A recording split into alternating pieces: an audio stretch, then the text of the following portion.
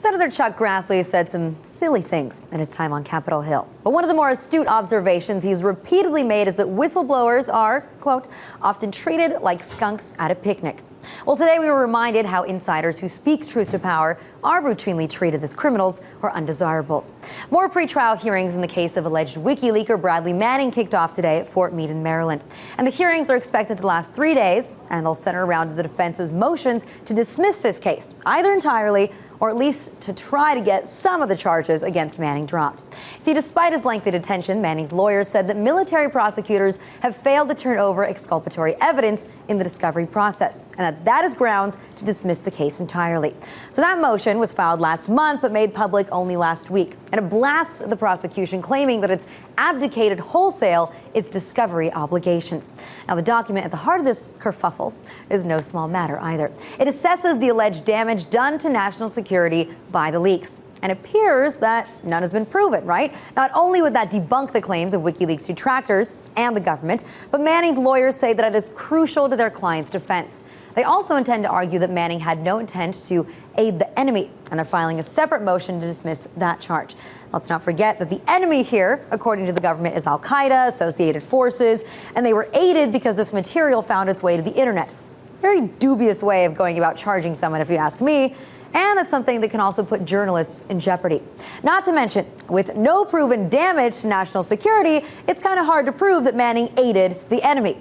But government prosecutors have contended that the report has no bearing on this case. It's an argument that seems pretty shallow and completely ridiculous when you look at the charges and what high-ranking officials have publicly said on the issue. The United States strongly condemns the illegal disclosure of classified information. It puts people's lives in danger, threatens our national security. Mr. Assange can say whatever he likes about the greater good he thinks he and his source are doing, but the truth is they might already have on their hands the blood of some young soldier or that of an Afghan family. Well, considering the WikiLeaks and the documents that they've put out there have really only harmed the egos of American officials, it's little wonder that the government would try to hide this damage assessment. Now, fortunately for Manning, the judge presiding over the case, Denise Lind, ruled that the prosecution must turn over 3 damage assessment reports written by the State Department, the Defense Department, and the CIA. How it's going to affect the case, we're going to know more later, though the State Department is, of course, challenging this ruling. But it's hardly surprising that the government would take pains to conceal these kind of reports. We've spoken about the massive overclassification that's occurred post 9/11. And of course, the Obama administration's war on whistleblowers who want to expose that overclassification, which includes numerous cases, not just that of Bradley Manning.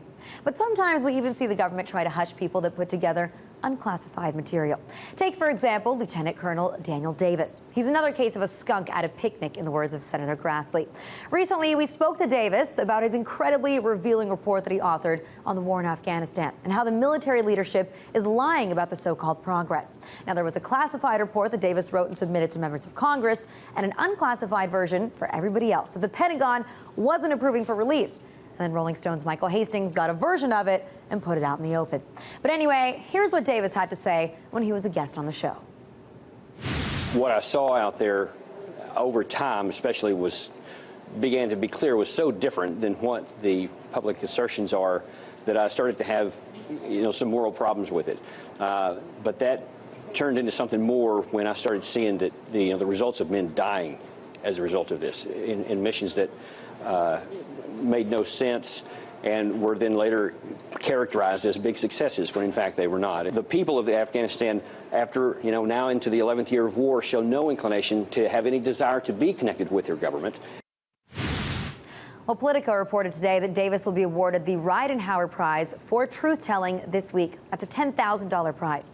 Sadly, Davis told Politico the Pentagon is now a very unpleasant work atmosphere for him.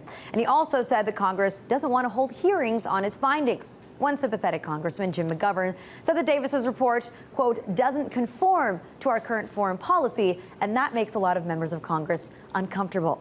Well, gee, you think? Maybe that's because members of Congress, after reading the report, realized that not only have they been lied to by the military leadership, but that they were also completely blind to it, considering so many of the figures simply didn't add up. Now, we called Davis today to ask about how he felt about getting the award, and he told us, "I'm very honored and grateful to receive this award, but I remain frustrated that people continue to accept and act on inaccurate information."